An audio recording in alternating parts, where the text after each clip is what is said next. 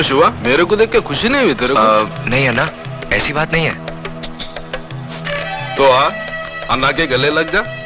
आजा मेरे बच्चे, शिवा आजा। हाँ हाँ हाँ, मेरे को बहुत खुशी हुई कि तूने घर बसा लिया, लेकिन मेरे को दुख भी हुआ कि तू अन्ना को भूल गया। चल कोई बात नहीं, अब मैं तेरे को लेने आया हूँ। अपना सामान बांध और मेरे साथ चल। नहीं अन्ना, अब ये मुमकिन नहीं। अब मैं तुम्हारे साथ नहीं चल सकता। मजाक करने की आदत गई नहीं तेरी? अरे अन्ना की दुनिया तो बहुत उदास है रे तेरे बगैर। चल वापस चल शिवा। मेरा नाम शिवा नहीं, अब अजय है।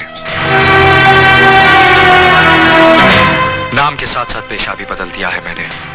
हथियार की जगह औजार और खून की जगह पसीना बहाना सीख लिया है। हाँ मेरे को मालूम है, इधर इस बस्ती में तूने एक गैरेज खोल रखा है, गाड़ी की रिपेयरिंग करता है तू। लेकिन अपन का लाइफ भी कोई गाड़ी का इंजन नहीं, जो बिगड़ जाए तो रिपेयर हो जाए। चला तो चला, नहीं तो स्क्रैप। देखो अन्ना, मैं बहस नहीं करना चाहता। मैंने अपना फैसला सुना दिया है। मैं तुम्हारे साथ नहीं आ सकता।